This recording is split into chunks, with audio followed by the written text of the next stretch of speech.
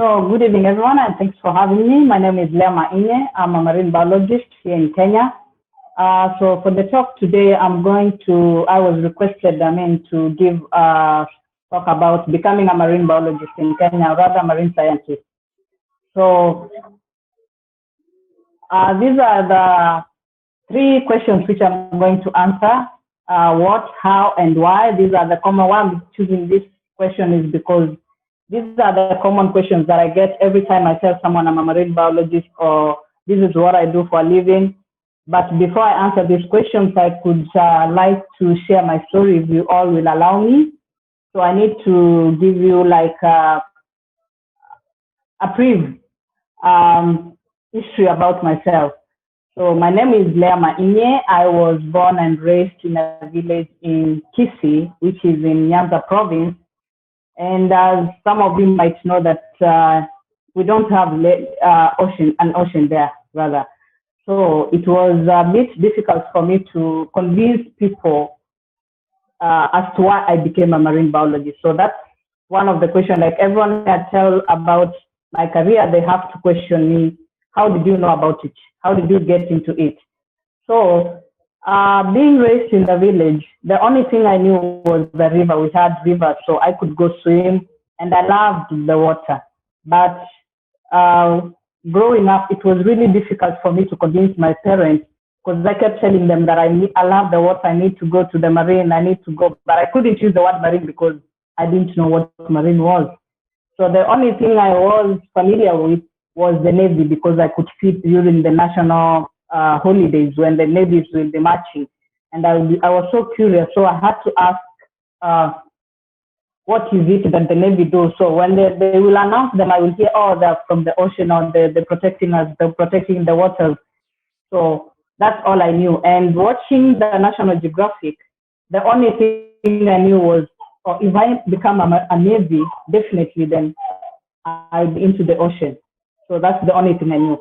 So growing up, I had to convince my parents, if I'm not going to be a nurse, then I'm going to be in the Navy. But that one didn't sit well with my parents because like any other parents, they were not scared. They are nervous about me going into the water. They're like, oh, all the time, that's your life. You'll be spending most of your life in the water.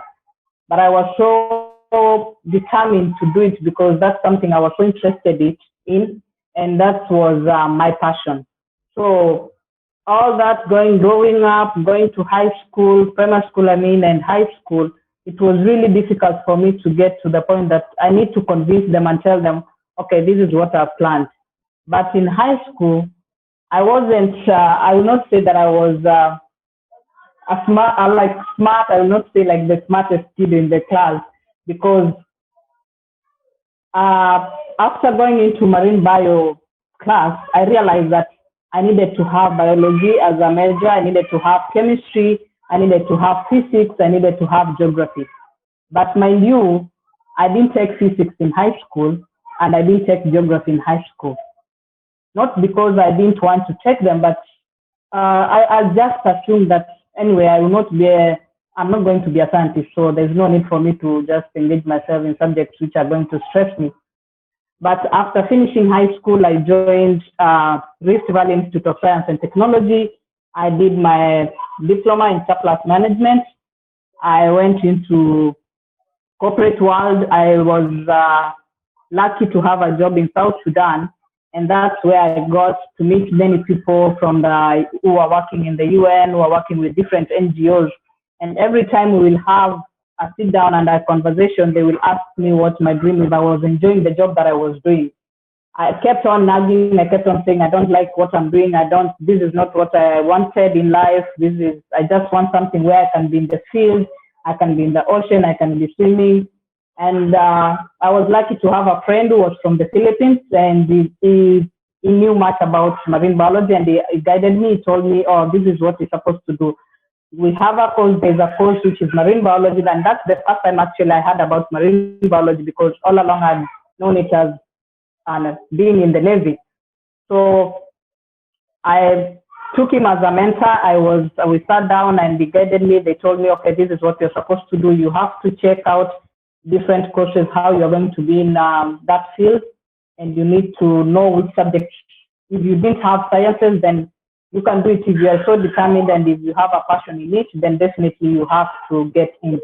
So they helped me, and I searched around, and I had so many universities that I had to choose from, and I decided to go to the Philippines. Reason as to why I decided to go to the Philippines is because I had so many people. The Philippines, from the reviews that I had, Philippines was the best of Asian countries like Philippines, Japan, Malaysia, Indonesia. Those are the countries which are in the heart of the marine biodiversity. So for me to be able to learn more and be able to understand the marine part of it, I wanted to go somewhere where I can be able to get more information and be able to bring it back to my country. So I chose Philippines, and I went there in 2014, and I started my marine course. I finished it 4 years. I finished it in 2018, and I graduated in 2018, which was December, and I came back. So that was a shift from supplies management to marine biology. So in class, I had to start doing math, which was compulsory. I had so many math classes. I had physics, which I had to do. I had a geographical part of it where I had to have geography background. But due to, like the fact that I had passion, or I was so interested in this cause, I really was determined. So I had to sit down and study everything. So as much as I had already 4 years out of high school, I was able to catch up with the rest of the students, and I graduated, and I came back to Kenya. So coming back to Kenya, I joined Arocha Kenya, where I was able to start my internship in the marine department. I was where they were working with the sharks and rays and the seagrass. And after 3 months, I moved on to Shimoni, which is there's an organization by Resolution Kenya where they deal with the coral restoration project, and they needed people. They were checking people and taking in people who had already.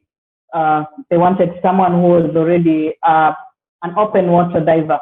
So that was a plus for me because I was certified open water diver, and I joined in. And after that, I went into my last company or project where I was with the Biophilic project, where I was a sea turtle monitoring assistant. So for me to answer the questions as to why I chose marine biology, or what and how and why I was in marine biology, first, when I needed to understand it, the first concept which I had was that marine biology is all about the study. It's a scientific discipline which deals with the oceans or large water bodies, might be lakes or rivers. So going in, I was determined because first when I went in, the thing I only knew was that marine is all about the salt water. I didn't know that even if I had to study the rivers or lakes, that already is part of a marine biology. But after doing it and people asking me, oh, can you explain to us what marine biology is? And so this, from the screen, you can see that we have oceanography or marine science or environmental science. These are some of the definitions which are being used, where oceanography is the study of oceans and climate. And that falls under, there is a discipline of geology, which is the study of the seafloor, and physical oceanography, which deals with the physics part of it. And marine biology is studying of the life in the ocean, which are plants, animals, and bacteria, which are like phytoplankton, zooplankton. And under the umbrella of marine biology, we have fish biology, biologist or marine biologist, marine mammologist. We have the marine ecologists who are studying the coral reefs, and we have the mathematicians or the system analysis, and we have the microbiologist.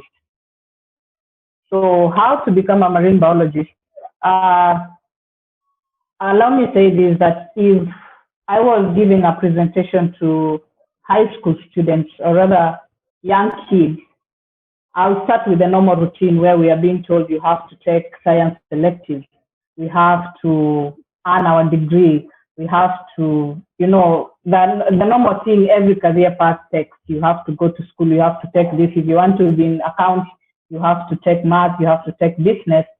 But the first thing I will tell someone, because me going in, I didn't have those things. I didn't have someone who was helping me or guiding me know that if I wanted, this is what I wanted to have, then I needed to take sciences.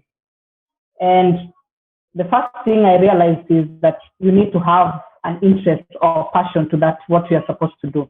So me having that passion of being a marine biologist became so easy for me to maneuver, or rather to be able to understand everything, as much as I didn't have a background in sciences or in physics, because I had chemistry and physics and biology only. So I needed to be able to tell myself all the time, I needed to remind myself that this is what I'm supposed to do and this is what I want to do. So that passion or that interest really helped me a lot, because I was able to or I was able to perform well, I would say. And the second part was, how do you want to spend your time? Before you choose that path. I know some of us here are, most of us are conservationists, from wildlife to biologists. We have people from research. So everyone has that point where you have to write down what is your interest, or how do how do you want to spend your time after you finish that, or after you graduate? How do you want to spend that time? Do you want to be in the office? Do you want to be in the field? Or do you want just to spend half, or do you want to be in the ship, just like a marine biologist, like the explorers? Do you want to spend your time in the ocean, in the ship? So that's one thing I had to tell myself also, like, and that's something I can be able to tell someone, that before you decide on becoming a marine biologist, or before you decide becoming a conservationist, that's something you have to take in mind. And the other thing is patience and determination. So why I'm saying this is because going into marine biology, everyone expects you to be a good swimmer, to be able to dive, and these are so many things. Me going in, for example, in my case, me going into marine, I didn't even know how to snorkel. I was so scared to snorkel. Not that I didn't know how to swim, but I was so nervous. So every time we go into the field, the only thing I knew was, oh, I can't do it. But my teacher kept on guiding me and telling me, you have already chosen this path, so you have to do it. You can't run away from it.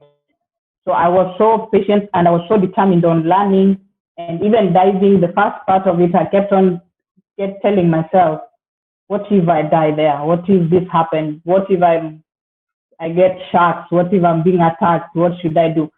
But mind you, the first time you even dive, the emotions, everything, you just forget everything, and you don't even remember that shark is going to attack you. You see it and you get excited. So that thing kept pushing. And the other thing, you must be comfortable in having problems, because if you don't have a problem, you can't be able to solve it. First, you need to be in a problem to be able to excel in solving those problems. So another thing now, this is where it comes, getting in school. So I know some of us, like me, I shifted from supplies management, which is a really different course, that's business course, into sciences. So get in school. You have to everyone tells you, if you have to be an environmentalist, you have to be a chemist, you have to be a biologist, you have to be a marine biologist. The first thing you need to know, everyone knows, is get in school.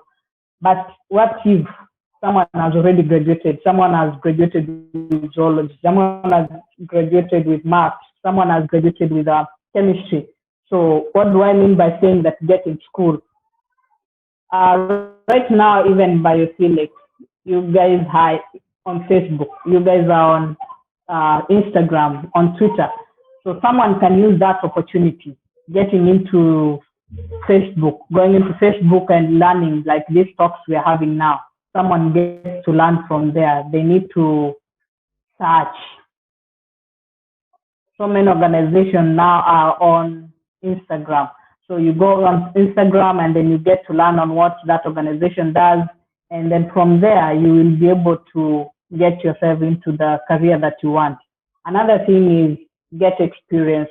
I saw from the obviously from the introduction you did, you wrote that I'm an ecologist. So that one is something I'm looking forward to. But for now, I'm a marine biologist.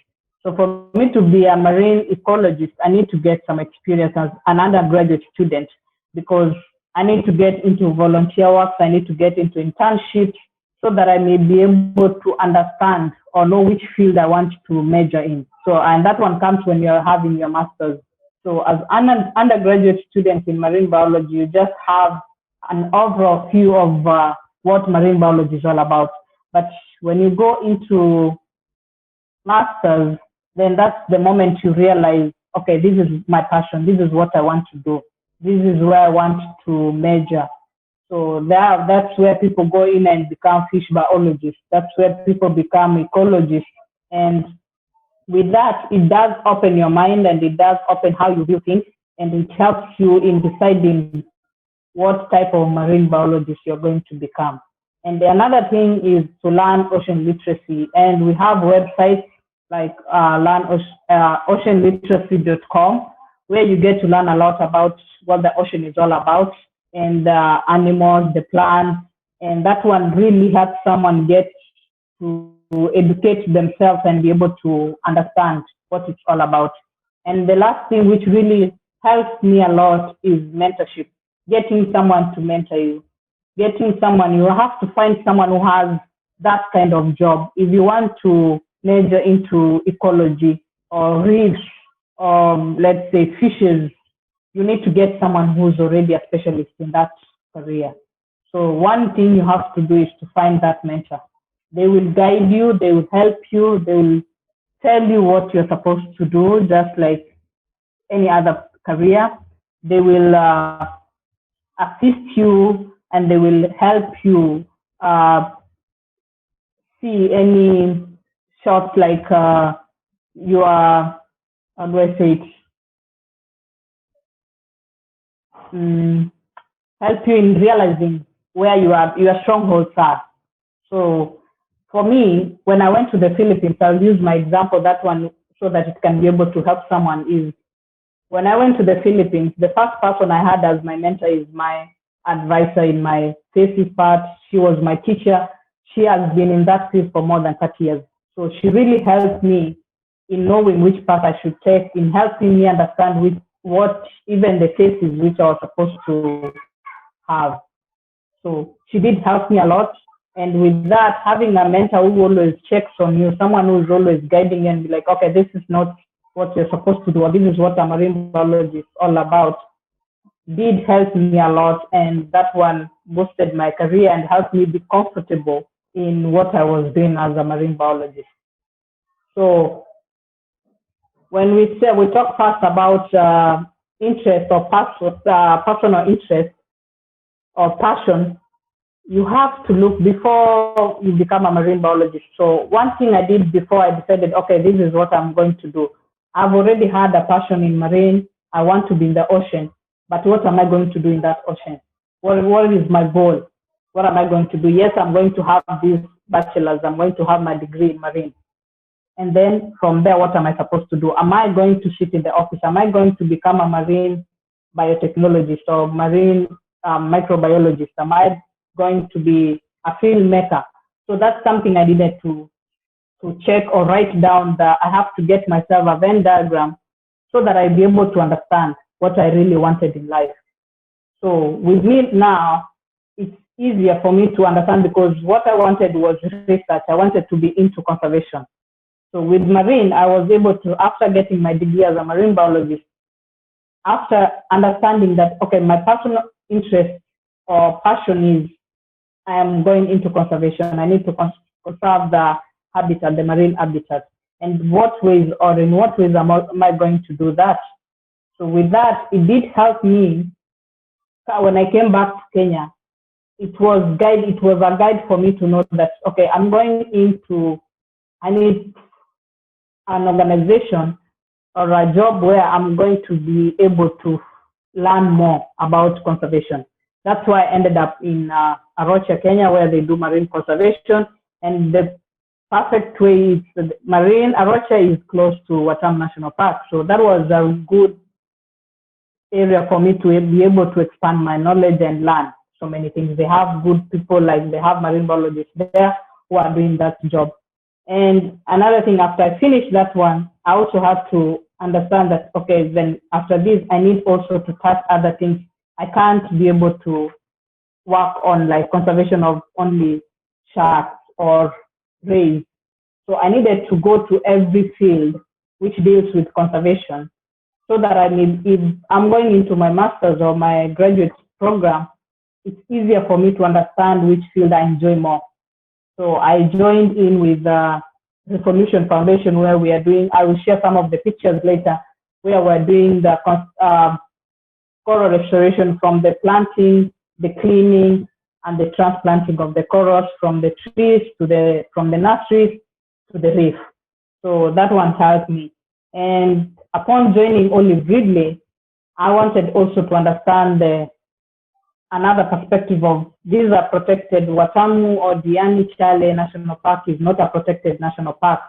So I wanted to understand, if I'm in a place where they allow fishing, they allow like illegal activities are taking place, there is no law which has already been put in place to conserve that place.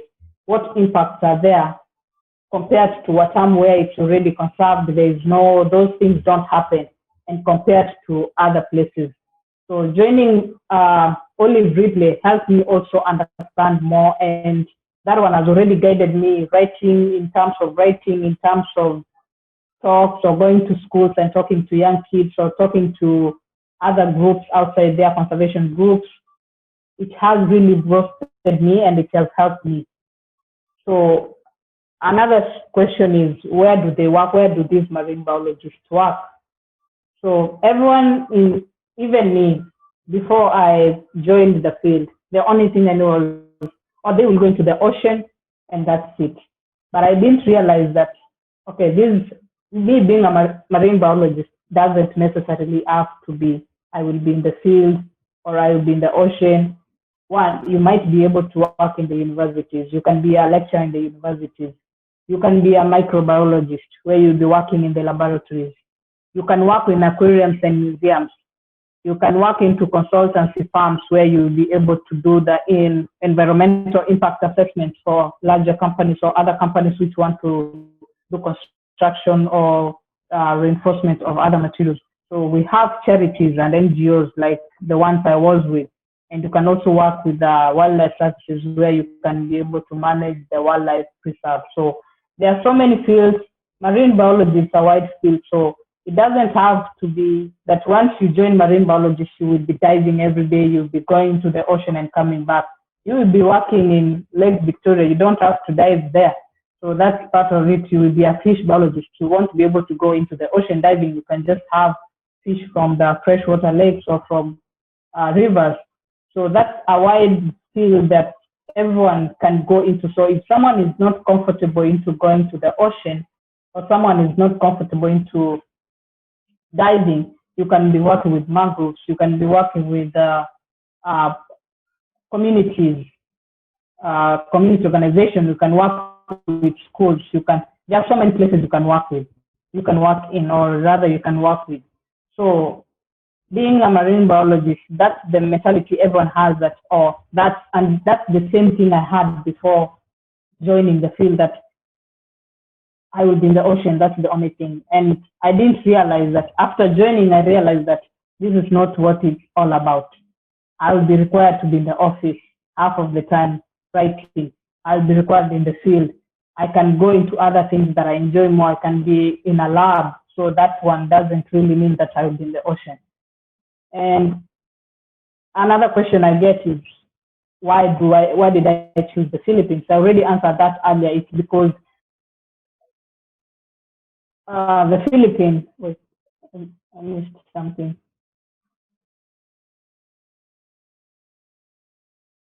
Okay, yeah. So sorry for that. So another question is why? The why question. Why do we need marine biologists in Kenya? Or why do we need marine biologists in the world? This is a good question. One is, just like we have doctors with the COVID-19 thing, we have doctors, we have nurses who are the frontliners. They're helping us. Those are the heroes and the heroines for us. Like they're fighting, they are risking their lives.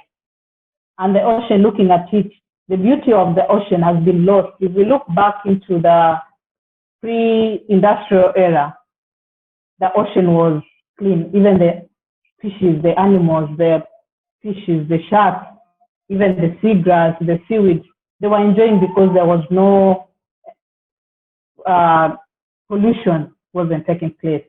But after that, the first world countries, we have been industrialized, we are become smart as human beings, we are doing so many things. And the animals, the ocean cannot cry to us. For us human beings, we can be able to say, oh, no, stop that one. Okay, do this. But for the ocean, we need somebody. We need some people to work on it. So being a marine biologist, sometimes it's more of like, it's not a profession, rather. It's like, I don't know how you say it, but it's really hard, or it's very rare to find someone with a business card where they have written themselves or they identify themselves as marine biologists. So before, people used to do it for passion. People, the old generation, the marine biologists from previous, they have that title, but they don't say it. They don't want to refer themselves as marine biologists. What they do is, we just protect it. We love the ocean. Everyone will tell you, I love the ocean. This is my passion. I want to protect the animals. I want to protect the sharks. I want to protect the whales. So having those kind of people really helps in protecting the destruction of the marine habitats from us human beings. And with the climate change thing, we need people who are going to study it. We need oceanographers who are going, or marine biologists who are going to study and be able to understand what's happening. We have pollution, which is already messing everything. And that's where we need people. We need frontliners. We need ambassadors for that. People who are going to cry out to the world and be able to protect the ocean. We have overfishing, where people are fishing without regulations, and that's what is harming. Talking about overfishing, my undergraduate thesis was all about overfishing. And looking at it, I realized me able to compare the Philippines, because I worked with the Filipino fishermen, and looking at it with the Kenyan fishermen, I realized more so in Diani, there's a lot of negligence. People are neglecting everything. When you tell a fisherman, oh, you're not supposed to throw a net, or you're supposed to do this, they will always tell you, oh, you're doing it because you unafanya na wazungu. So you see that kind of mentality. Someone doesn't want to understand that what we are trying to protect or what we're trying to conserve is going to help the next generation. For now, we are doing it now because everything we are doing now, it's because we have been already told from the previous scientists. But what are we doing now so that the next generation will understand, okay, this is what happened from that previous time to this time. So that's why we need marine biologists. We need those kind of people who will be able to understand and be able to know that if we do this and this, A, B, and C, then Z will be successful. So that's why we are always, and I believe that that's what I'm supposed to do as a marine biologist. I need to work with the community. I need to work with the local people so that we can conserve, because looking at it from the northern or from Lamu to the southern part, which is Lunga Lunga or Shimoni, I'll say, that's more than 1,000 kilometers of land along the coastline. And all these people from Mombasa, Lamu, Malindi, Watamu, and Diani and Shimoni, these people, they depend on the ocean for their food, for water. They are depending on that. So if we are going to destruct it now, then the next generation is not going to get anything. And with that, that's where we are advocating for more marine biologists in Kenya, because we have less.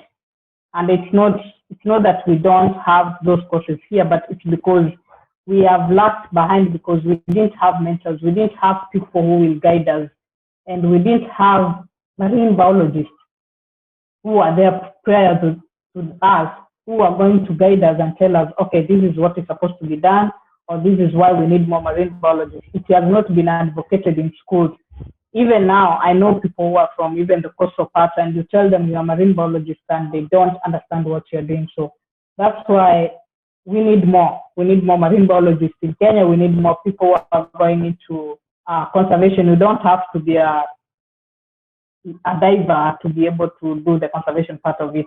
You can be from the lakes, you can work it from the land on the coastal part, you can work with the community so that you can help us or help the country in or help the ocean in part of conservation. So another thing why I chose the Philippines is because Philippines is located in the Coral Triangle, in between the Coral Triangle. The Coral Triangle is the global epicenter of marine biodiversity, which has more than 600 or 500, I would say 500 or 600 species, more than 1,000 species of fish. They are all located along there. So this is with Indonesia, Malaysia, Papua New Guinea. And for you to learn more, because everyone who's studying my life there or from my experience being in the Philippines, people from Europe or marine biologists from Europe, marine biologists from, I would say from US, most of them, they based their research there. Everyone wanted to work there because it's along the equator. And the same case applies to Kenya. So me going there, it's a matter of perspective where I needed to learn something from the Philippines that will be applied in Kenya.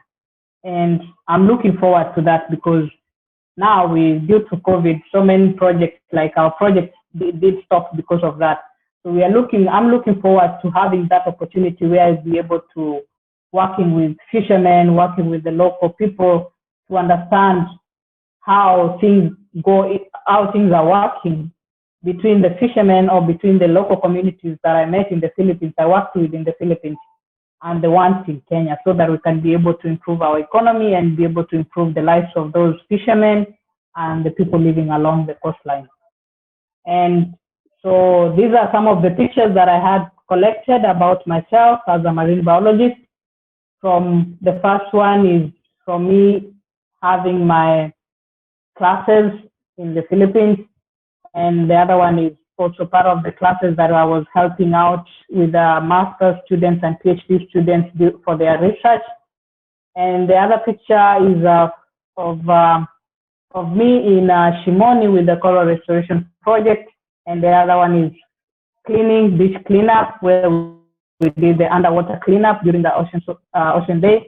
And the last two pictures are for me working with the olive ridley project, where I was doing the sea turtle identification and population assessment.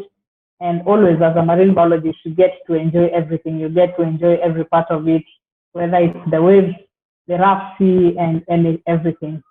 So lastly, this is my motto, I would say, or something which really pushes me every day as I keep on learning about marine, is for a long time, we have told so many stories. Every story that I give out or every story that I read, it's from a past generation. These are stories from previous marine biologists, but we haven't had the chance to give our voices or to air our voices as marine biologists, the current marine biologists. So we need that. It's the time now for the young generation or the young voices to be heard and be able to tell their stories so that it can be heard in a different generation. We have to look forward to the next generation, to the next scientist, to the next marine biologist, to the next environmentalist, and know that and think, always ask ourselves, if I've learned this, if the 1990s generation did this, or 1980s, and 2000 and something, this is what I've discovered, what is the 2040 generation going to do? So we need to be curious. We need to be positive in everything. We need to understand that everything we do as conservationists, we will be able to bring or create an impact to the next generation. And with my experience and with my time as a marine biologist, with my changing of shift of careers, I've been hopeful that I will be able to create an impact, or I'll be able to inspire someone out there or young kids. And that's why I'm working towards having, together with I have friends who I've been working with in Olive Ridley. We have a friend called Fatma and another one, Mugeni from Shimoni. where we want to work on inspiring young kids or young girls, not from the coastal part of Kenya, but from other places, whether it's Kisumu, whether it's from Garissa. We are working like, we want to have so many people, whether it's small boys or small girls or young boys, so that they can be able to understand that without the ocean or without a clean environment, we are useless. We can't be able to do with it. We can't deal with that. We keep getting sick. We have so many things happening. We have the typhoons, we have the El Ninos, we have the La Ninas, and this is all because of the ocean and the human impact rather that we are causing to and that one starts from the ocean. And with the rise of temperatures, with the climate change thing, with the pollution, that one needs to be understood by everyone. And that's my goal, that me growing up and be able to change my career or shift to a different career after I've already discovered so many things wasn't too late for me. But I want to have so many young girls or young generations to be able to understand it from their young age, so that they can know that, okay, this is what's supposed to do, instead of coming to learn it later. So it's never too late, but they need to understand it when they're young, so that they can know what to do with the current situation. And I hope you enjoyed my presentation. And I'm welcome for any questions. Thank you.